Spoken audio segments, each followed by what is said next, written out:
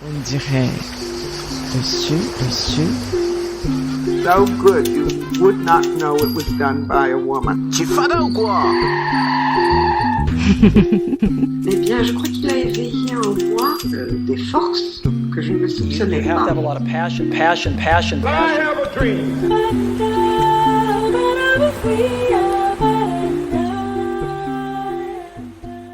Nous pouvons tous être des acteurs du changement. Je suis Mia Batman et vous écoutez On dirait le Sud, un podcast qui part à la rencontre des entrepreneurs, artistes, sportifs du sud de la France, mais pas seulement. Dans cette émission, je vous propose des conversations avec des personnes passionnées par ce qu'ils font, engagées dans des projets qui ont du sens pour eux, extrêmement généreux en partage d'expériences. Ce podcast est indépendant et non financé. Si vous souhaitez m'aider à le faire vivre, vous pouvez le faire en mettant une note 5 étoiles sur iTunes et en me laissant un commentaire. Cela compte beaucoup. Aujourd'hui, j'ai le plaisir de recevoir Jonathan Noble sur le podcast pour parler de Swello, la start-up qu'il a cofondée en 2015 et qui propose un outil qui permet de programmer ses posts sur les réseaux sociaux et ainsi optimiser et gagner un temps précieux dans l'élaboration et le déploiement de sa stratégie social media. Jonathan est un autodidacte et se passionne pour le web très tôt. À 15 ans, il constate qu'on ne peut pas programmer ses posts sur Twitter. Il crée alors un projet qui va s'appeler Clock Tweets et qui permettra tout simplement de planifier les tweets. Mais Jonathan voit plus grand que ça. En 2015, il arrête ses études pour se consacrer à 100% à sa première start-up Swello, une plateforme pour gérer plusieurs réseaux sociaux, dont Facebook, Insta, LinkedIn et Twitter. Le temps nous le dira, mais il a sûrement eu raison. Après une première levée de fonds, qui leur a permis de fortement se développer, aujourd'hui Swello est un outil puissant, made in France, avec beaucoup de fonctionnalités pour ses utilisateurs et une offre très personnalisée en fonction des besoins de chaque entreprise. Ils sont devenus experts dans le domaine du social media, qui leur a permis également de devenir partenaire TikTok, ce réseau qui a connu une croissance incroyable ce dernier temps. Jonathan nous donne ici quelques conseils très pratiques pour les personnes qui veulent se lancer sur TikTok, ainsi qu'un livre blanc sur les secrets de TikTok que vous trouverez à télécharger en PDF dans les détails de cet épisode. Allez-y, honnêtement, vous trouverez plein d'astuces très utiles. Nous parlons aussi de leur stratégie de communication et d'acquisition et je trouvais ça très utile personnellement. J'espère que vous aussi. Si vous souhaitez suivre Jonathan ou Swello sur les réseaux, vous aurez tous les liens nécessaires dans les détails de l'épisode. Allez, bonne écoute sur On dirait le Sud. Bonjour Jonathan. Bonjour. Merci beaucoup d'avoir accepté mon invitation. Je sais même plus comment c'est. Ah bah si, on s'est connus sur LinkedIn, c'est ça? Exactement, ouais. Et donc voilà, ça m'intéressait beaucoup de t'interviewer, notamment parce que ta bio LinkedIn m'a interpellée. Ah, j'ai hâte de savoir pourquoi. Dis-moi tout. Tu es entrepreneur depuis l'âge de 13 ans. Sur le web, et tu as monté ta start-up qui est devenue Swello après, à 15 ans. Donc c'est assez incroyable et voilà, donc si tu peux commencer un peu par nous expliquer tout ça, ton parcours. Bah écoute, avec plaisir. Déjà, merci beaucoup pour l'invitation. Effectivement, alors j'ai commencé à faire des premiers projets quand j'étais tout petit, quand j'avais 13 ans. D'ailleurs, je remercie mes parents de m'avoir fait confiance pour me laisser un ordinateur. Et j'avoue que moi, demain, si j'ai des enfants, je sais pas si je leur laisserai l'ordinateur à 13 ans, mais c'est une autre discussion. Mais en tout cas, voilà, j'ai eu la chance et j'ai eu la confiance de mes parents pour justement avoir accès à un ordinateur. Et dès 13 ans, ouais, j'ai commencé à créer des petits projets par-ci par-là. Alors, je vais pas trop m'étendre sur ceci, mais en gros, c'était le premier site que j'avais pu créer. On était plusieurs, hein. C'était un site de kit graphique gratuit, c'est-à-dire des sites qu'on pouvait télécharger gratuitement en HTML et CSS pour les utiliser ensuite. Puis un jour est venue l'idée de Swello. Alors, ce Swello, c'est venu entre ma troisième et mon lycée, cette idée-là, parce que j'avais un blog high-tech et je souhaitais publier mes articles, du coup, qui étaient sur WordPress à l'époque, en journée sur mon compte Twitter.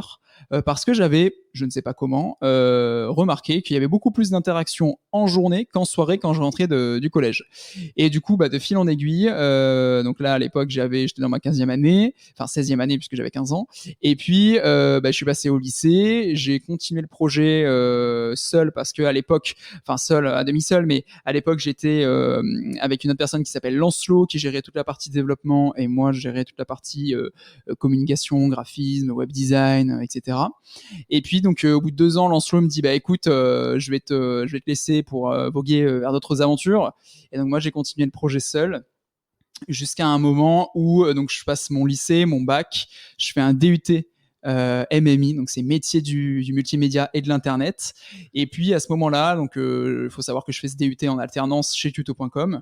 Et à ce moment-là, je me dis qu'est-ce que je fais ? Est-ce que je fais un bac plus 5 et je fais ce qui pour moi était la réussite, c'est-à-dire aller jusqu'à la fin de mon bac plus 5, ou est-ce que j'arrête mes études à ce moment-là ? Enfin, j'arrête, c'est un grand mot, mais je m'arrête au DUT.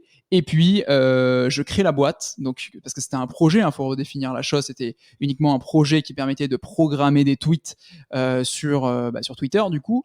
Et donc, je monte la boîte, je m'arrête, et après, je vois ce que ça donne. Et au pire, c'est pas grave, je reprends les études si nécessaire.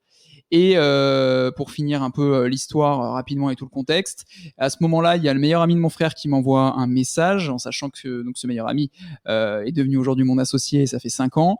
Et donc lui, il est développeur. Moi, du coup, je suis devenu web designer intégrateur. Donc on s'associait parfaitement au niveau des compétences et également au niveau du caractère. Et ça, c'est aussi très important, notamment au niveau justement des égos. C'est très important de s'entendre très bien avec son associé.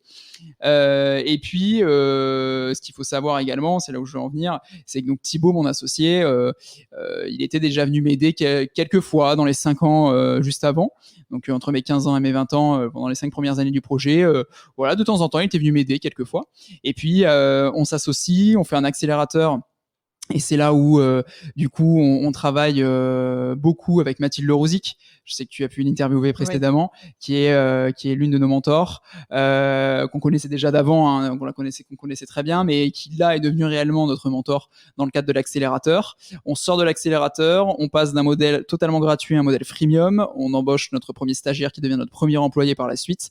On fait une levée de fonds de près de 500 000 euros donc à Toulon, où on recrute du coup 3 personnes en même temps, donc on devient 6. Et aujourd'hui, pour aller assez rapidement, mais aujourd'hui du coup on est 9, dont 2 stagiaires, mais pour moi c'est des membres de l'équipe, j'aime pas trop le mot stagiaire, donc voilà, pour moi on est 9, dont donc 7 personnes en CDI et 2 stagiaires, et donc 3 personnes en développement, 3 personnes en business, quelqu'un en marketing et au support, quelqu'un en UX UI et moi-même. Et donc voilà, là, en quelques minutes, au moins, ça permet d'avoir la vision du projet global. Tu as tout dit, on peut arrêter maintenant. Exactement, voilà. Ok, non, mais très bien. On a vu la vue globale, on va dire, Exactement. de ce début. Alors déjà, j'ai plusieurs questions. L'accélérateur, c'était qui ?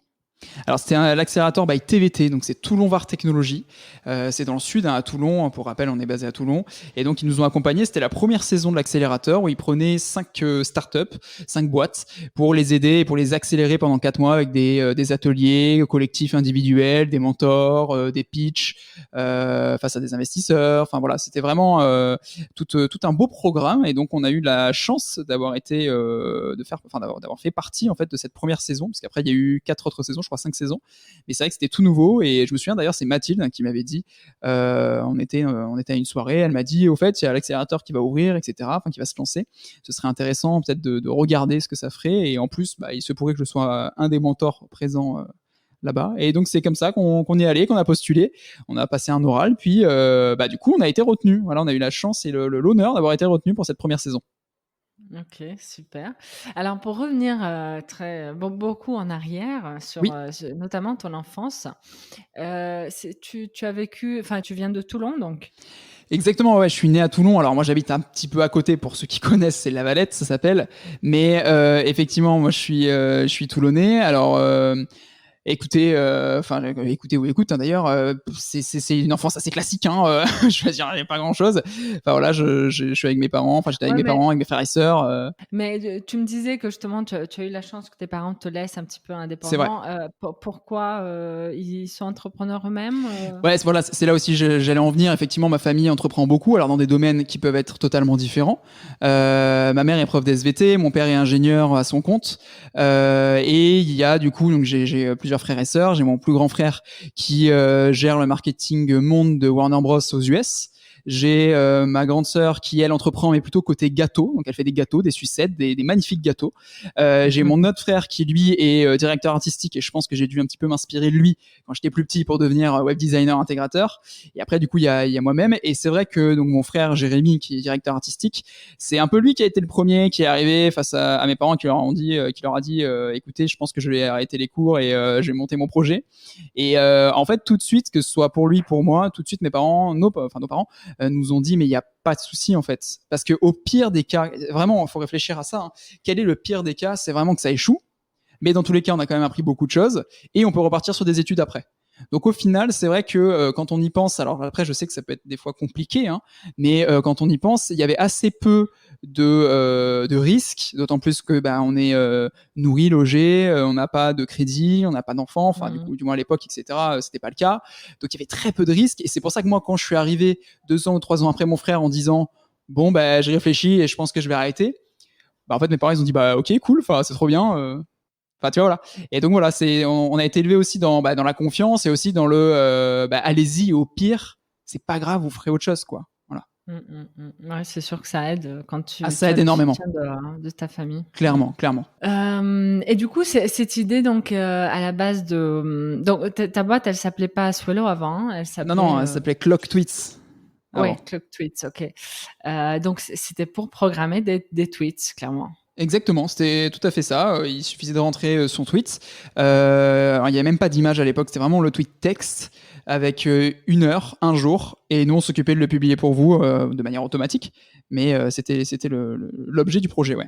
Et donc, tu t'associes tout de suite pour Swello ? Alors, pour Clock Tweets, pour revenir un peu en amont, en fait, au début, moi, je cherche une solution pour programmer des tweets. Je ne la trouve pas sur Google. Je fais un tweet, justement, qu'on peut retrouver, d'ailleurs, qui date du 17 juillet 2010, où je dis, est-ce que ça existe un outil pour programmer des tweets? Personne ne me répond, sauf une personne. Alors, j'ai que son pseudo, qui s'appelle Santaref, et qui m'a dit, écoute, moi, je veux pas créer un projet. Par contre, je peux te développer un petit truc. Je te l'envoie, t'en fais ce que tu veux. Donc je fais cool et tout, moi je vais faire le design, j'ai la partie dev, sauf que je suis pas dev en fait. Donc sur Twitter pareil, je repasse un message où je dis voilà, je cherche un dev pour un projet, à l'époque c'était gratuit et tout, j'avais 15 ans quoi, voilà. Et là il y a Lancelot qui dit ok, moi je suis chaud, si vous voulez je peux venir avec toi. Et je fais la partie dev, tu fais la partie design et c'est parti quoi.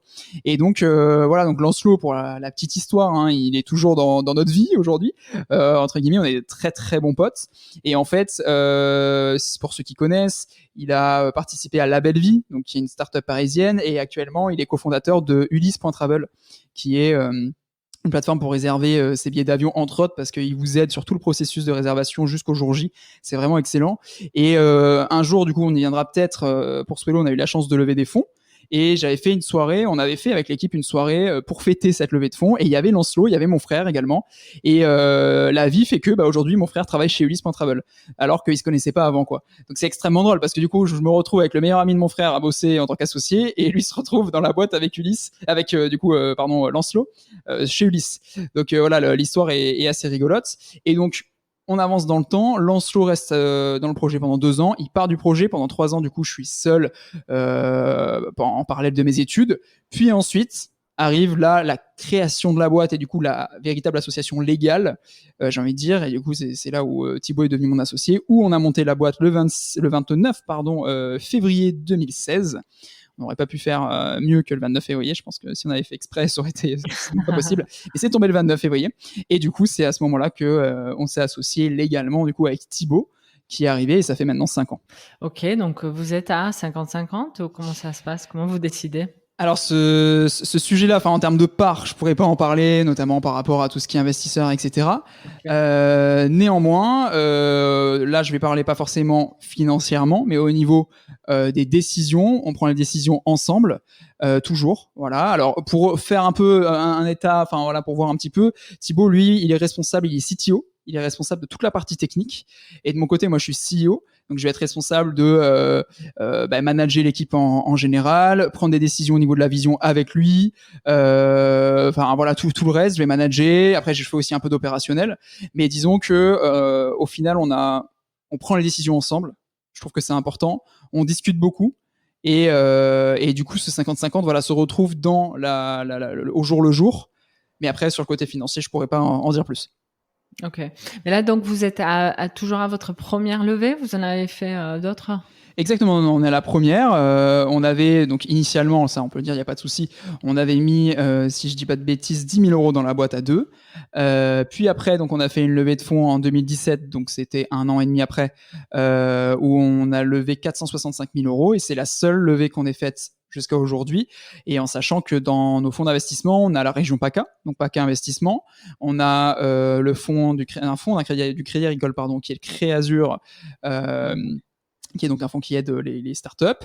On a également des business angels, donc qui viennent de VAR Business Angels, donc du VAR, et dont Guillaume Passaglia, qui est le fondateur de Vie de Merde, si vous connaissez Vie de Merde, si tu connais Vie de Merde.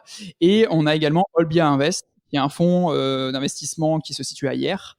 Et donc avec ces 4 fonds d'investissement qui sont locaux, on l'entend, on a pu lever 465 000 euros. Et c'est notre seule et unique levée. Ok. C'était compliqué de faire cette levée. Vous avez mis combien de temps? Est-ce que tu peux nous en parler un petit peu pour ceux qui peut-être cherchent à lever des fonds dans le sud, justement? Alors déjà, ce qu'il faut savoir, c'est que la levée de fonds n'est pas forcément une fin en soi. On n'est pas obligé de lever des fonds pour réussir. D'ailleurs, petite parenthèse, je considère qu'aujourd'hui, on n'a toujours pas réussi. Il y a encore beaucoup de choses à faire et c'est pas fini. Mais je veux dire par là qu'il ne faut pas que ça rentre dans la tête de tous que si on lève des fonds, on réussit, ou lever des fonds égale réussir. Enfin, je veux dire, c'est beaucoup de travail derrière. C'est beaucoup d'objectifs à atteindre, qu'on se fixe nous-mêmes et qu'on se fixe avec les investisseurs, tout en sachant que nous, on a l'énorme chance de nous entendre extrêmement bien avec nos investisseurs qui sont extrêmement bienveillants. Et c'est vraiment génial de travailler avec eux. Par ailleurs, donc dans notre cas, ça nous a pris 8 mois de lever des fonds et on a fait tout seul. C'est-à-dire qu'on a été entouré par des mentors. Donc on parlait de Mathilde tout à l'heure, mais également Nicolas Chonu de tuto.com. Et après, on a picoré, j'ai envie de dire, des infos un peu par-ci par-là pour être accompagné au mieux, mais on ne s'est pas aidé de leveurs de fonds pour qu'ils lèvent des fonds pour nous. Dans les faits, comment ça s'est passé? Ça a duré 8 mois. On a fait notre premier passage, on va dire, notre premier pitch face à VAR Business Angels. Donc c'était un jeudi, puis on nous a appelé le soir pour nous dire écoutez les gars, vous avez fait carton plein, tout le monde est à fond, on commence la due diligence. Et donc la due diligence, c'est là où le temps commence à défiler. C'est des investisseurs du coup qui vont venir dans nos bureaux, qui vont décortiquer tout notre projet, voir si c'est viable ou pas d'investir, si c'est intéressant pour eux d'investir. Et puis après, le temps avance et donc il y a les investisseurs qui arrivent petit à petit. Donc là, on avait VAR Business Angels. En parallèle, on discutait avec Créazur, mais ils se connaissent tous, ils travaillent tous ensemble, bien entendu. Créazur, il y avait Olbia où également on en parlait un petit peu, mais il n'y avait rien de figé. Puis VBA a dit OK, pour nous c'est bon. On va voir PACA Investissement. Et il faut savoir que dans le sud, en tout cas au moment où nous on a levé des fonds, si vous levez plus de 200 000 euros de fonds privés, entre guillemets, en tout cas en dehors de PACA Investissement, si eux ils acceptent, ils peuvent mettre le double. C'est-à-dire que si là on avait 200 000, en PACA Investissement on pouvait mettre 200 000. Bon, encore une fois, je peux pas dire qui a mis combien, mais c'est une image en fait. C'était parce que je sais que ça commence à partir de 200 000 euros. Et d'ailleurs, pour info, nous, juste pour terminer, nous de base on voulait lever 300 000 euros et VAR Business Angels nous a dit, écoutez, je pense qu'il faut voir un peu plus loin, peut-être penser à 500 000 euros, 450, 500 000 euros. Et donc on continue dans l'histoire et on fait notre deuxième pitch, le dernier pitch, j'ai envie de dire, face à PACA Investissement. S'ils disent oui, c'est bon pour tous. S'ils disent non, du coup, ça annule la levée. Donc un peu de pression quand même. Et puis donc on y va. C'est à Marseille. On fait le pitch et on apprend quelques jours après que c'est bon. Ils sont OK. Et après à ce moment-là, il y a Olbia aussi qui nous a rejoint en même temps. Et ce qui a fait que petit à petit, voilà, tout est allé jusqu'à aujourd'hui. On a levé 465 000 euros. Juste dernière chose, plutôt que parler d'opérationnel, là, je veux plus parler à titre personnel. Ça a été crevant. Je vais pas le cacher. Ça a été vraiment crevant, c'était fatigant, mais c'était hyper intéressant. Mais c'est vrai qu'il fallait à la fois faire de l'opérationnel pour les investisseurs et pour prouver qu'on savait faire telle ou telle chose, et à la fois de la réflexion et de la vision pour tout ce qui est justement pour prouver aussi qu'on sait mener le cap en face, quoi. Mais voilà, après, si demain on me dit est-ce que tu le refais, bah la réponse est oui. Et ça nous a apporté tellement de choses. Bon, bien entendu, de l'argent pour continuer, pour exploser. Enfin, en tout cas, faire notre travail au mieux. Mais aussi des compétences. On a appris beaucoup, beaucoup, beaucoup. Bien sûr. Mais est-ce que j'aimerais savoir qu'est-ce qui a fait, tu crois, pour eux qu'ils ont eu envie d'investir, et d'ailleurs ils vous ont répondu hyper rapidement. Il y a eu un déclic au niveau, je sais pas, de l'équipe que vous représentiez avec ton associé, ou plutôt du projet. C'était quoi, tu crois, le point de bascule? Je pense que c'est les deux, mais surtout l'équipe. C'est pas nouveau. Je veux dire, l'équipe dans un projet, c'est extrêmement important. Je sais plus, j'avais vu ça quelque part, mais c'est vrai qu'on pourrait donner 100 idées à une équipe pas bonne, entre guillemets, qui s'entend mal, ou si cette équipe n'a pas les compétences, et ça va pas le faire, tu vois. C'est pas parce que l'idée est bonne que, en fait, il faut vraiment que tous se rencontrent, à la fois une bonne idée, à la fois une équipe qui est stable et qui sait où aller. Par contre, s'il manque un de ces deux piliers, c'est un peu compliqué. Et je pense, et d'ailleurs, j'en suis pratiquement sûr parce qu'on en a déjà discuté avec eux. Bien sûr que le projet était cool. On arrive, on fait notre présentation, on a déjà 20 000 utilisateurs, dont de très grands groupes. Alors ok, c'est un modèle gratuit. Ouais, déjà à ce moment-là. Ouais. Vous étiez que tous les deux? Excuse-moi. Oui, alors, oui, on était que tous les deux, mais même en étant seul, en fait, de mon côté, il y avait déjà 15 000 utilisateurs, et on avait déjà des grands groupes de chaînes de télé. À un moment, on avait toute la TNT. Je veux dire, voilà, on avait quand même pas mal de grands groupes. Donc, quand on fait la présentation, bien sûr que le projet est intéressant parce qu'il y a des choses à faire. Par contre, si l'équipe avait été, et attention, là, ça, on va croire qu'on a la grosse tête, mais je veux dire, si l'équipe avait été vraiment nulle de chez nul. Je sais que ça l'aurait pas fait. Au contraire, je sais qu'ils nous ont dit qu'ils misaient sur nous, mais pas nous le projet, nous les personnes. Et bien sûr, et le projet, parce que tout va ensemble. Mais pour te répondre vraiment sincèrement, je pense que c'est en grosse partie par rapport à l'équipe et par rapport à ce qu'on a pu démontrer tout au long de ces 8 mois que ça l'a fait. Ok. C'est ce qu'on dit très souvent, que c'est l'équipe qui joue un rôle hyper important dans une levée de fonds. Et ce qui va faire qu'un projet va être viable sur le long terme ou pas. Exactement. Ok, parlons un petit peu de ce que vous faites concrètement. Donc là, aujourd'hui, vous gérez pour vos clients plusieurs réseaux sociaux. Donc il y a Twitter, Facebook, LinkedIn et Insta, si je me trompe pas. Exactement, oui. Ok. Alors, tu peux nous expliquer rapidement comment ça se passe concrètement sur la plateforme, quel est votre business model aussi. Très bien, oui. Voilà. Écoute, très simplement, donc nous, notre business model, c'est SaaS, c'est Software as a Service. On n'est pas une agence, on est éditeur d'un outil de productivité. Donc c'est pour ça qu'on a 3 développeurs, des commerciaux qui vont le vendre, un UX UI, quelqu'un au support marketing et moi-même. On est éditeur de Swello, en fait, de cet outil. Et derrière cet outil, on le met à disposition des communicants qui vont ou pas prendre un abonnement. Donc c'est comme un abonnement mobile. C'est pour ça que c'est ce qu'on appelle un modèle SaaS, Software as a Service. Il y a différents abonnements, différents paliers, et ils peuvent souscrire tout seuls à l'abonnement de leur choix en fonction de leurs besoins. Donc il y a 7 jours d'essai gratuits, puis après ils se décident. Il y a tout un processus. On pourra sûrement en parler au niveau de tout ce qui est marketing et par exemple nos canaux d'acquisition, etc. Et après, donc qu'est-ce qu'ils peuvent faire sur l'outil ? C'est très simple. Les communicants peuvent faire 3 choses: de la veille sur leur secteur d'activité, sur leurs concurrents, sur leurs clients, de la programmation, comme on l'a vu sur Twitter, Facebook, LinkedIn, Instagram, et de l'analyse. Donc analyse statistique, est-ce que le contenu que j'ai publié est pertinent ou pas, et comment je peux faire pour m'améliorer. Et tout ça, en fait, il y a plein d'outils autour de ces 3 blocs: veille, programmation, analyse. Il y a plein d'outils autour: un calendrier éditorial, un réducteur de liens intégré, des statistiques exportables en PDF, en CSV ou en PNG, de la veille où on peut en un clic partager un article de notre veille et le mettre directement sur la programmation. Tout est fait pour faire gagner du temps, parce que c'est notre priorité, faire gagner du temps et donc de l'argent. Mais du coup, voilà ce qu'on peut faire avec Swello. On a une plateforme web, une plateforme mobile, iPhone, Android. On est basé en France, on a un support en France, voilà, tout est en France, etc. Et c'est ce qu'on construit au fur et à mesure en rajoutant 1 à 2 nouvelles fonctionnalités tous les mois. Là, donc, votre abonnement, ça part du gratuit à combien? Juste pour donner une idée. Alors, ça fait 0, 9 euros, 29 euros. Et puis après, c'est un peu illimité dans le sens où, en fonction du nombre d'utilisateurs et du nombre de profils sociaux, ça peut augmenter. On a des gens chez nous, sans donner forcément le budget, mais on a des gens chez nous qui ont des centaines d'utilisateurs et des centaines, voire des fois même des milliers de profils sociaux et qui peuvent l'utiliser, par exemple, pour toute la France. Voilà, qui peuvent déployer l'outil sur un grand territoire, quoi. Parce que l'outil est fait également pour ça. Il est fait pour les équipes. Il y a un système de validation, un système d'équipe de droit, etc., etc. Ok. Vous êtes seulement en France pour l'instant ou à l'international aussi? Alors aujourd'hui, nos forces, les forces qu'on déploie, ça va être sur tout ce qui est marché francophone. Mais on n'est pas encore à l'international pour de vrai, j'ai envie de dire. C'est-à-dire qu'on a une version anglaise, ok. Si on a des clients qui viennent de l'étranger, il n'y a aucun souci, ils peuvent s'abonner sans aucun problème. Mais on n'a pas d'équipe dédiée à ça, dédiée à tout ce qui est international.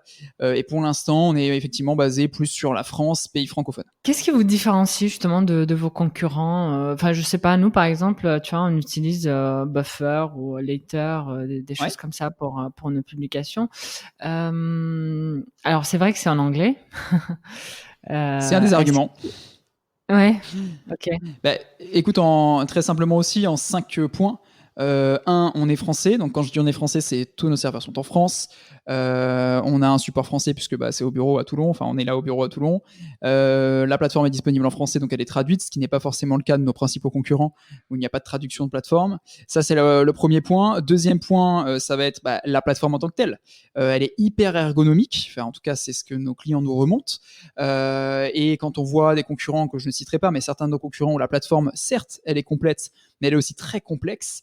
Et c'est vrai que ça peut être compliqué des fois de la déployer dans un grand groupe ou avec beaucoup de monde. Donc ça, c'est la deuxième partie, c'est l'ergonomie. Troisième partie, qui est la plus importante, ce sont les fonctionnalités. On a des fonctionnalités inédites que nos concurrents n'ont pas. Le réducteur de liens personnalisé, autant au niveau du nom de domaine que de chemin. Le Quality Coach qui va vous donner une heure, n'importe quoi. Enfin, oui, si aussi, mais une note plutôt, allant de E à A pour savoir si votre post est pertinent par rapport à votre communauté. Et donc, dans ce cas-là, on va vous donner la meilleure heure pour publier sur chaque réseau social. On a un éditeur d'images personnalisé, puisque c'est vraiment un éditeur d'images Swello qu'on appelle Swello Pixel, qui est intégré à la plateforme avec tous les formats, avec des templates, avec toutes les typos. Vous enregistrez, ça vous l'inclut directement dans le post. Bref, je pourrais continuer des heures, mais le troisième point, c'est vraiment les fonctionnalités. Quatrième point, ça va être la sécurité. On fait très attention à la sécurité, c'est vraiment un point primordial chez nous parce que la communication, c'est très important. La communication sur les réseaux sociaux, ça peut avoir des impacts très forts et donc on s'efforce vraiment d'avoir la meilleure des sécurités possibles. Et dernier point, ça va être l'équipe. L'équipe avec tout l'écosystème qu'on crée. Par exemple les webinars, les livres blancs, on a le blog, on a le podcast, on a un groupe Facebook privé, les newsletters, c'est assez vaste. On essaie d'apporter de la valeur pour faire monter les gens en compétences. Et si si vous allez voir sur notre blog, sur notre site, etc., il n'y a pas du tout de pub. Il y a 0 pub. Notre but, nous, c'est d'apporter de la valeur de A à Z sans passer par la pub. Et c'est vraiment l'idée, c'est d'avoir ce véritable écosystème en plus de l'outil, en plus de nous en tant qu'équipe. Si vous avez des questions, on peut vous répondre. On a un support ultra réactif et c'est aussi ce qui peut nous différencier. Et dernier point, qui est un peu le point bonus, parce que j'aime pas le faire entrer dans la liste des 5 points, ça va être le tarif qui va être plus avantageux que certains de nos concurrents. Mais pour moi, ça doit pas se jouer sur le tarif. C'est soit le produit est meilleur, soit il l'est pas. Mais c'est pas le tarif qui doit décider forcément, du moins en première ligne. En tout cas, c'est pas sur ça qu'on essaie de se différencier. Ok. Bon, écoute, tu m'as convaincu. On va passer chez Swello. Très bien. Alors parlons un petit peu, tu as un peu évoqué tout ce que vous faites, notamment le podcast d'ailleurs que j'écoute avec grand plaisir. Donc merci c'est beaucoup. No Jet Lag. Exactement. Alors quelle est votre stratégie marketing digital, les réseaux sociaux, la stratégie d'acquisition, le SEO, si tu peux nous en parler un petit peu. Bien sûr, je vais pouvoir tout expliquer, même te donner des chiffres. Alors je vais te parler de ça, je vais t'en parler en 2 points. Une première partie qui va être l'acquisition, une deuxième partie qui se croise, qui va être la communication, comment on communique, quels sont les contenus qu'on crée. Déjà en termes d'acquisition, on a Une façon de faire assez atypique, mais qui fonctionne très bien, c'est qu'on a une personne, donc Yvonique, qui va faire de la prospection. En ce moment, il est épaulé par Valentin, du coup, qui est en stage chez nous. Donc, ils font que ça, que de la prospection. Le but, c'est d'obtenir des rendez-vous pour que Laura, derrière, fasse des rendez-vous, fasse des présentations de la plateforme. Donc, l'idée, c'est vraiment qu'en amont, les rendez-vous soient qualifiés, qu'on ait assez d'informations pour ensuite faire la présentation. Et puis ensuite, Laura prend le relais et fait donc cette fameuse présentation de la plateforme qui dure environ entre 25 et 40 minutes. Si les personnes avec qui on fait la présentation papotent beaucoup. Donc, on a cette présentation et l'idée de Laura, c'est de faire la presse, de convertir et ensuite de chouchouter les clients et les utilisateurs. Tu l'as sûrement vu, nous, c'est programmer vos messages avec amour. On fait ça avec beaucoup de bienveillance, avec beaucoup d'amour parce que notre produit, qu'est-ce que c'est ? C'est de l'algorithme. Ce ne sont que des algorithmes. Et il faut casser cet aspect-là pour dire, OK, c'est des algos, mais nous, on vous aide, on fait gagner du temps avec amour, avec des fois, on vous donne le sourire sur certains wordings. Tu vois, voilà, c'est très important. Donc vraiment, voilà comment on fonctionne. On a des personnes à l'acquisition et des personnes à la conversion et à la rétention.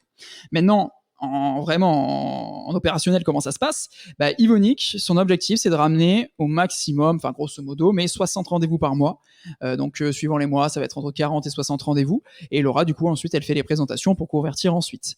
Donc, comment on le fait ? Comment ça se passe ? Dans ces 60 rendez-vous, il va y avoir du mailing, ça c'est sûr, ça marche très bien chez nous. Et surtout, de l'email et du DM LinkedIn. Nous, c'est notre principal canal d'acquisition. Sur les 60 rendez-vous, il va y en avoir 40 de LinkedIn, 20 par email. On a tenté plein d'autres choses. De la pub, de l'ADS, aujourd'hui ça fonctionne pas des masses. Alors moi, à mon avis, c'est peut-être parce que les communicants ont trop l'habitude, les community managers, etc., trop l'habitude de voir des pubs toute la journée et du coup ils peuvent passer à côté. En tout cas, c'est pas rentable de notre côté pour l'instant. Vous avez fait des Facebook Ads et tout ça ? On a tout fait, on a tout tenté. On a tenté Facebook, Twitter, LinkedIn, Instagram. On a fait de l'AdWords. Alors, on peut se dire peut-être qu'on l'a mal fait. C'est possible, mais d'un côté, dans notre vie de startup, on l'a également fait pour d'autres clients où ça a cartonné, notamment pour une campagne de crowdfunding où ça a ramené plusieurs dizaines de pourcents de la campagne. Donc, je me dis, c'est peut-être pas qu'on le fait mal, ou alors, enfin, en tout cas, il faudra qu'on reteste. Mais à l'heure actuelle, c'est pas notre canal. Aujourd'hui, nous, pour en avoir discuté avec d'autres startups, on se focus vraiment sur 3 canaux d'acquisition. Du coup, c'est mail, c'est LinkedIn vraiment à fond. Et derrière, du coup, donc c'est pour ça que je voulais mélanger à la fois l'acquisition et la communication parce que les deux sont étroitement liés. Derrière, on a notre blog. Et on a notre blog, on a le site, on a tout ce qui est naturel. Notre blog, pour information, on l'a commencé vraiment à fond au lendemain de la levée, donc en juin 2017. Ça va faire bientôt, du coup maintenant ça fait 3 ans même, on est en juin 2020. Et on sort 3 articles par semaine. Et au début, on était à 800 visites par mois sur le blog. C'était un peu petit. Aujourd'hui, on a 90 000 visites. Et uniquement en SEO. C'est-à-dire qu'on ne fait pas d'ads, comme je l'ai dit précédemment. Donc ça, c'est aussi une note de un autre canal qui arrive. Ensuite, on a bien entendu tout le contenu concret. Donc, tu parlais tout à l'heure du podcast. Oui, ok, on raconte nos histoires, on parle, on fait des interviews, mais effectivement, ça permet de faire connaître Swello à d'autres personnes qui l'auraient peut-être pas vu sans ce podcast. Tu as pu mesurer un peu l'impact du podcast, parce qu'on parle beaucoup de podcasts de marque. Qu'est-ce que ça rapporte vraiment ? Écoute, d'ailleurs, je vais aussi te donner un exemple pour LinkedIn, mais sur le podcast, typiquement, on est devenu partenaire TikTok grâce au podcast. Ah oui, ok. Tu vois, ça te permet de voir un peu que ça a eu un gros impact. Alors, ça s'est pas fait tout seul, mais moi, j'avais rencontré notre contact, donc qui est Mathieu, chez TikTok avant, quand il était chez Paramount. J'avais fait une présentation de Swello. Je crois même 1 an après, il va chez TikTok. Je fais un podcast avec mon frère, du coup, qui est VP international de Warner Bros. Ils se connaissent. Et en écoutant le podcast, il me dit, au fait, mais je voulais te dire, mais maintenant je suis chez TikTok, est-ce que ça vous intéresserait de passer un partenariat ? Puis on a discuté, etc., etc. Donc comme quoi, c'est un véritable impact derrière. Tu vois, et même en termes de notoriété, tu vois, ça te permet d'être sur toutes les plateformes. Nous, pour info, notre objectif, c'est que chaque jour, nos prospects nous voient, quel que soit le moyen. Est-ce que c'est via le blog, via le groupe Facebook, via le podcast, via, je sais pas, via un post LinkedIn, parce que ça fait aussi partie, je voulais en parler, de notre stratégie d'acquisition. On fait beaucoup de posts personnels, donc d'employés advocacy sur LinkedIn. Ça marche énormément, on apporte notre analyse, on apporte du contenu 1 à 2 fois par semaine, chacun, en tout cas tous les BizDev et moi. on apporte du Ok, contenu. donc Voilà, c'est toi, très toi intéressant. sur ton compte perso ou plutôt sur Swello? C'est chacun sur son compte perso? Compte perso plus Swello. Alors, ce n'est pas une obligation, hein, on n'oblige pas nos employés, pas du tout. Hein. S'ils le souhaitent, ils peuvent le faire. Mais effectivement, c'est sur nos comptes perso plus Swello. Il va y avoir un peu plus, ça va plus être corporate sur Swello, tout en gardant un peu d'humour et d'amour. Mais c'est vrai que sur nos comptes perso, on a créé des réseaux au fil du temps. Moi, maintenant, ça fait du coup 10 ans que je bosse sur Swello. J'ai créé un réseau au fil du temps et donc on l'utilise Bien sûr. de la valeur, toujours partager de la valeur. Ouais, j'ai vu que tu avais pas mal d'abonnés, hein, donc c'est Ouais, plutôt cool. on essaie d'en avoir. Alors après, faut pas Ouais, non presque plus 10 000. presque 10 000. Voilà, faut pas confondre non plus la Pas quantité et mal. la qualité. Tu vois ce que je veux dire? Ouais, ouais, ouais, Mais bien sûr. c'est Ouais, vrai mais que c'est enfin, quand même, intéressant. ça te permet d'être hyper visible quand tu Exactement, postes quelque chose. exactement. Et pour terminer du coup sur toute cette histoire de communication, etc. Donc on a le blog, on a le podcast comme on en a parlé, on a le groupe Facebook privé qui marche très bien avec nos utilisateurs et des CM plutôt médium senior. Où on essaie vraiment d'apporter, de réfléchir aux stratégies, d'apporter les nouveautés des réseaux sociaux. Enfin voilà, on essaie vraiment de faire ce genre de choses. On a les livres blancs. Alors c'est le premier qu'on vient de sortir qui a cartonné, le livre blanc sur TikTok. On a les webinars. Pareil, on a fait 2 webinars depuis notre naissance entre guillemets, donc tu vois c'est tout nouveau et où ça a cartonné également. Là, on a fait 1800 personnes qui se sont inscrites, ce que je trouve mais dingue, vraiment.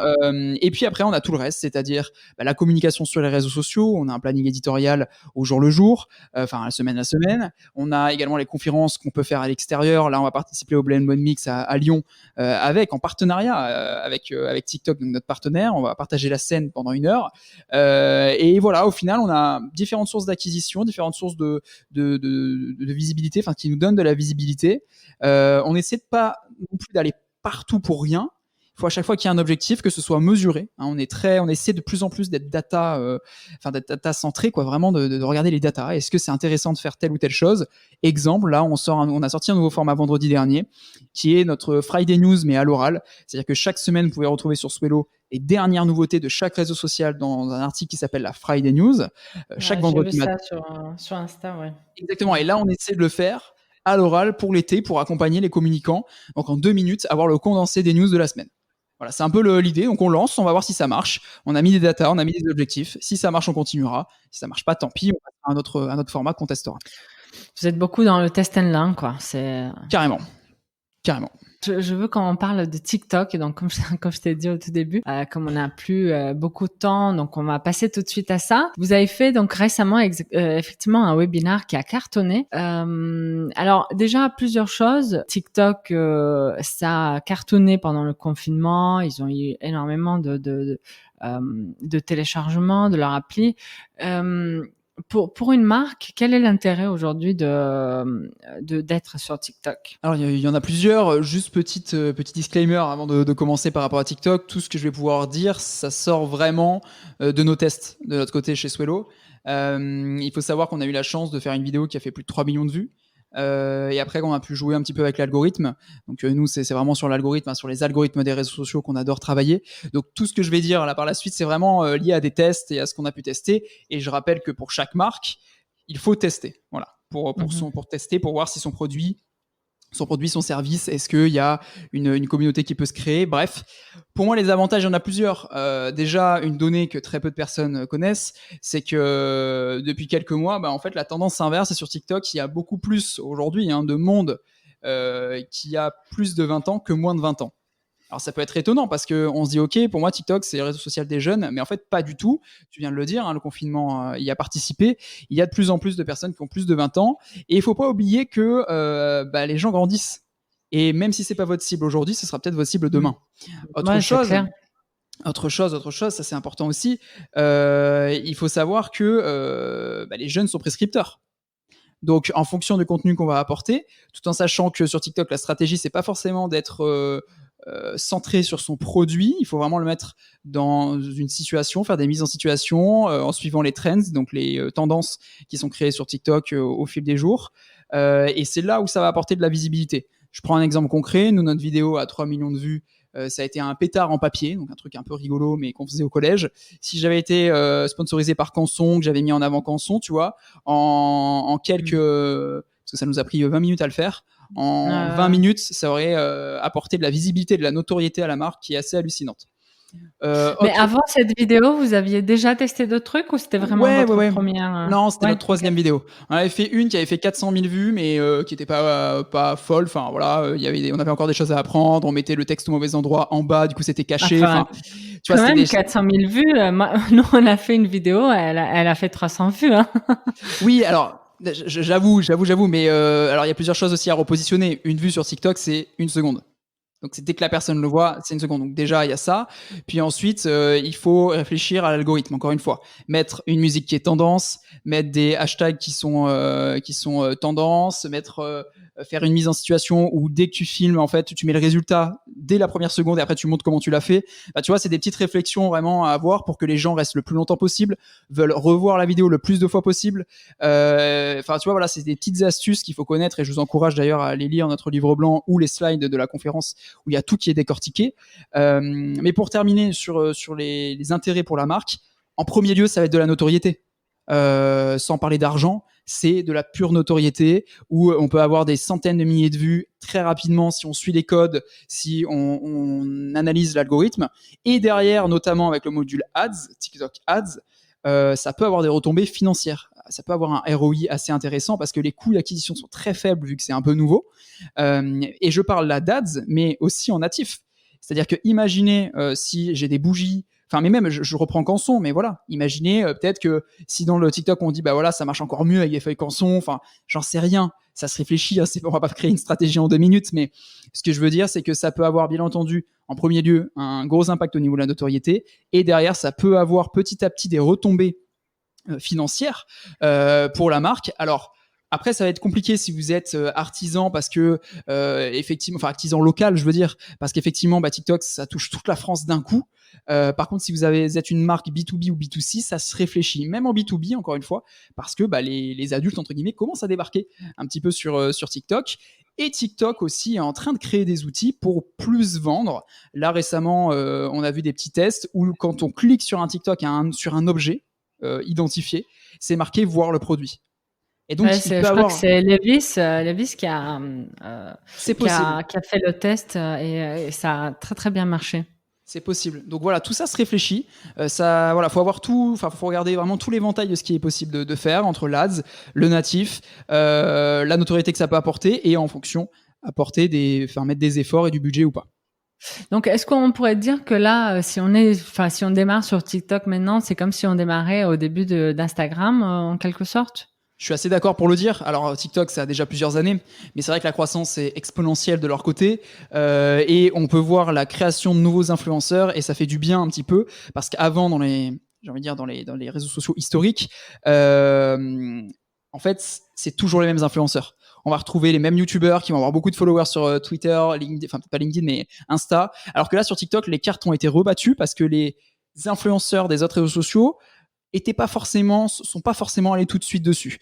Du coup, on se retrouve avec des TikTokers stars qui vont avoir 15, 16, 17, 18 ans et qui ont beaucoup plus de followers que des influenceurs qu'on peut connaître de nom et qui sont sur les autres réseaux sociaux.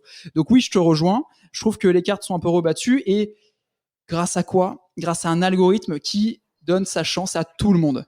Là, j'ai testé les Reels ou les réels, peu importe comment on l'appelle, mais tu vois de quoi je parle. Donc sur Instagram, qui est le concurrent direct de TikTok, qui est sorti il y a 2 semaines. Et on s'est rendu compte qu'en fait, ce type de format sur Insta, ça va tout de suite toucher tes followers avant de toucher une nouvelle audience. Alors que sur TikTok, ça va beaucoup plus toucher une nouvelle audience avant de toucher tes followers, ou en tout cas, ça les touche en même temps. Mais ça peut donner sa chance à n'importe qui. Et tu peux avoir un TikTok qui explose et le lendemain, un TikTok qui marche plus. Et là, on peut rentrer aussi sur les discussions du danger, parce que, moi, j'ai vu un peu le danger que ça pouvait apporter. T'as tout le temps envie de voir si t'as de plus en plus de vues. TikTok te repousse un peu à publier. Bon, c'est le rôle d'un réseau social. C'est pas que TikTok. Ce que je dis, c'est tous les réseaux sociaux. Mais j'ai essayé de me mettre en place d'une jeune fille ou d'un jeune garçon qui danse, qui va se montrer peut-être le ventre à l'air, parce que c'est beaucoup ça aussi sur TikTok de temps en temps, pas tout le temps, mais quand on danse. Et c'est vrai que je me suis dit, imagine, t'as une vidéo où tu danses, qui fait 3 millions de vues, le lendemain, ça marche plus du tout. Est-ce que tu te remets en question sur toi-même? Tu vois ce que je veux dire? Surtout quand t'es jeune, quoi. Tu vois? Et ça peut aussi apporter des dangers. Et permets de terminer sur ça en disant qu'attention, ce n'est pas que TikTok, c'est la même chose partout. Et surtout que moi, je trouve que TikTok fait quelque chose de bien, c'est que des fois, quand vous scrollez, au bout d'un moment, ils vont dire attention, ça fait trop longtemps que tu es sur l'app, va un peu t'aérer. Ouais, Et tu vois, c'est clair. et ce côté un peu bienveillant où ils disent fais attention à ta santé, ça devrait être obligatoire partout. Tu vois. Ouais, c'est clair. Ça veut dire que tu as beaucoup scrollé du coup. À un moment donné, forcément pour connaître un peu l'algorithme, il y a un moment donné, j'ai un peu scrollé et j'ai remarqué qu'ils faisaient ça aussi en fonction de l'heure à laquelle tu regardes. Parce que moi, du coup, je travaille plus le soir et c'est vrai qu'à un moment, j'avais scrollé, je pense, mais bien pour de vrai, bien une demi-heure, 3/4 d'heure. Où je regardais un peu les modes, etc. Et dans mon flux, en fait, ça a apparu, il serait l'heure d'aller te coucher. Enfin, tu vois, c'est un premier clair. pas. Moi aussi, je l'ai eu. Ah voilà, je suis pas le seul. Quand même. Je rejoins un peu tout ce que tu dis. Vous êtes partenaire de TikTok. Qu'est-ce que ça veut dire concrètement pour Swallow? Alors effectivement, on est partenaire TikTok depuis janvier. On est l'un des premiers, je crois, en France, si j'ai pas de bêtises.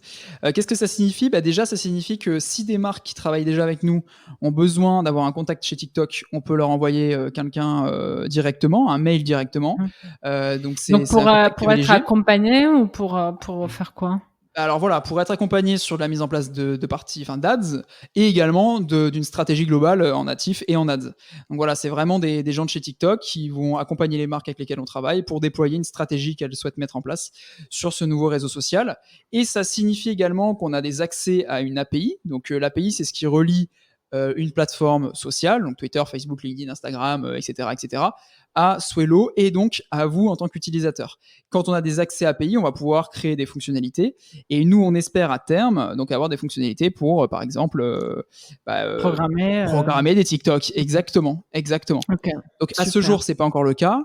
Mais ce sont des choses qui se construisent. C'est aussi de la confiance qui se construit avec eux et c'est pour ça qu'on fait des événements aussi avec eux. Là, on a fait le webinar, on va faire également, comme je le disais, le Blend Web Mix. Et à terme, si une API se crée, ce que j'espère, voilà, on pourra proposer des fonctionnalités directement à nos utilisateurs. Ok. Rapidement, pour voir si une marque veut se lancer aujourd'hui sur TikTok, à part tester plein de trucs, est-ce que tu aurais d'autres conseils un peu rapides que les gens pourraient mettre en place pour percer ou Bien sûr, comme je disais, tout est indiqué parce que ça peut être un peu long, donc tout est indiqué dans le livre blanc ou sur les slides, mais quelque chose qui est important, et nous on avait fait l'erreur au début de pas le faire, c'est il faut mettre son compte en professionnel dès le début. Ça permet d'avoir des datas justement pour savoir qui on touche. Est-ce que c'est que nos abonnés ? Est-ce que c'est le reste du monde, entre guillemets ? Et puis après, il faut un peu s'enrichir de contenu sur Internet pour savoir comment ça fonctionne. Mais 2-3 conseils que nous, on n'avait pas au début, c'est ne pas mettre le texte en bas des TikTok parce qu'en fait, il y a déjà la description et du coup, ça superpose et ça marche pas. Nous, c'est ce qu'on avait fait sur le premier. Voilà, on a appris. Utiliser vraiment une musique qui est tendance et qui fait écho par rapport à la vidéo. Montrer des humains et ou montrer les résultats de votre TikTok au début, dès la première seconde, pour que ça attise un petit peu le regard. N'hésitez pas. C'est-à-dire le résultat de... Par exemple, sur notre TikTok, on a fait le pétard. En fait, c'est un tutoriel où je montre comment, en 3 étapes, créer un pétard avec une feuille A4. Sauf que la première image qu'on voit, c'est tac, j'utilise le pétard, ça fait peur à quelqu'un, donc à quelqu'un de l'équipe, c'était du cinéma bien entendu, et en fait ça attise un petit peu et on se dit ok, mais en fait j'ai envie de savoir comment faire parce que ça a l'air trop fun, ça a l'air trop rigolo quoi. Et après on montre le tuto, en quelques secondes, après on remonte le résultat avec une musique qui fonctionne bien derrière. Et autre chose, ne pas hésiter à proposer à amener des call to action en fait. Pour les utilisateurs, parce que sur TikTok il y a une grosse force, c'est que les gens ont tendance à follower, à liker, à partager, à commenter très facilement. Ils vont le faire assez rapidement, donc faut pas hésiter à dire n'hésitez pas à liker, mentionne telle personne pour lui dire parce que les gens en fait vont le faire si ça les intéresse. Écoute, on encourage. Je sais pas si on pourra mettre le lien de ton livre blanc. Bien sûr. Ça intéresse les gens. Bien sûr. Super. Et peut-être, bien sûr, le lien aussi de votre TikTok pour voir cette fameuse vidéo. Puis on reste disponible pour répondre aux questions. De toute façon, ça, y a pas de souci. Ok, génial. Écoute, on va passer aux questions un peu plus perso. Comment tu progresses ? Écoute, je progresse au fil des jours. Je progresse grâce à tout ce qu'on vit, autant des... Est-ce que tu as des lectures, des newsletters que tu pourrais Justement, ouais, recommander ou je sais pas? Ouais. c'est pas forcément en fait. C'est ça qui est rigolo. Je vais beaucoup plus m'inspirer de nos. Alors, je vais dire le mot épreuve, mais épreuve, c'est un peu négatif. C'est plus de nos expériences, de ce qu'on vit, tu vois, au fil des jours, et également de l'expérience des autres. On va beaucoup interviewer des gens, mais même en interne, hein, sans le publier l'interview derrière, tu vois, on fait des moments avec toute l'équipe et quelqu'un là dernièrement on a fait avec Ulysse, avec Alan, avec Algolia, enfin voilà, avec des boîtes. On leur pose des questions. Quelle est votre culture d'entreprise? Qu'est-ce que vous faites dans cette situation? Et ça dure 1 heure où on se questionne, où on essaie de s'améliorer, où on parle de nos process et derrière, ça nous enrichit pour aller plus loin. Et je parle autant au niveau pro, au niveau de Swello, qu'au niveau perso. Donc, comment je progresse? Pas forcément avec des newsletters parce que je reçois déjà pas mal de mails, donc j'essaie d'avoir le moins de newsletters possible. Pas forcément avec des livres parce que je dois l'avouer que je lis assez peu, enfin en tout cas des livres, même si c'est pas désagréable, hein, mais voilà. Par contre, je vais beaucoup m'enrichir de mon environnement et de mon entourage.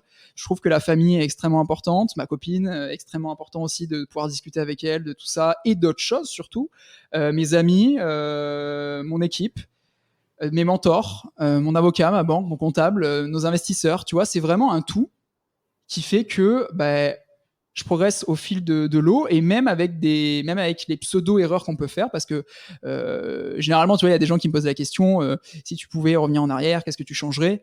En fait, moi, rien, parce que sans avoir fait les erreurs, on serait peut-être pas là aujourd'hui, sans avoir fait certains choix qui étaient peut-être pas judicieux, on gérerait moins bien certaines situations aujourd'hui. Donc, c'est vraiment lire des articles sur Internet de temps en temps, mais surtout m'enrichir des gens, en fait, des humains. Tu parlais justement des mentors, donc Mathilde Leruzy qui en fait partie, c'est l'épisode 9 du podcast On dirait le Sud, que je vous invite à écouter. Mais est-ce que tu en as d'autres? Et comment Bien ça sûr. se concrétise? Enfin, tu as des meetings avec eux ou comment ça se passe? Je les sollicite quand j'en ai besoin. Tu vois, je leur envoie un petit texto, est-ce qu'on peut s'appeler quelques minutes, j'ai une question, qu'est-ce que vous en pensez? Et puis ces mentors sont arrivés un peu au fil de l'eau, même certaines personnes ne savent même pas à mon avis, qu'elles m'inspirent et que D'accord. voilà. Mais du coup, ça a commencé avec Nico Chonu qui a été mon premier patron et Donc chez tuto.com, tuto.com, ouais voilà, Nicolas Chonu, tuto.com. Ensuite, il y a eu Mathilde, bien entendu. On a également Joseph Ayoub et Oriane qui ont le projet Mieux que des fleurs à Nice, c'est très local, hein. On reste toujours dans la région, que j'adore et qui m'inspire énormément. On a Guillaume Passaglia aussi, hein, avec qui on discute très souvent, et même l'ensemble de nos investisseurs en fait, qui sont là pour nous dès qu'on a une question. Et toutes ces discussions, ça inspire énormément, et même mes frères et sœurs, tu vois, qui ont déjà pu passer par là pour telle ou telle situation. Voilà, je vais un peu, comme je disais au tout début, je vais un peu picorer des infos par-ci par-là, et puis après il y a mon associé, on discute beaucoup et lui fait la même chose de son côté, donc on s'enrichit mutuellement, et ça nous permet d'apprendre, mais avoir un mentor, c'est, je trouve, très important. Et je sais qu'il y a aussi la question, comment avoir un mentor? Nous, ça a été des rencontres. Donc, j'ai pas trop de conseils. C'est des gens qu'on a rencontrés au fil de l'eau, avec qui on a sympathisé, qui nous inspirent, qu'on peut admirer également certaines fois. Souvent, en fait, tu as besoin quand même de cette admiration pour aller plus loin et pour questionner vraiment les gens, et qui ont vécu des choses, bien entendu. Je sais que tu te déplaces pas mal à Paris pour le boulot.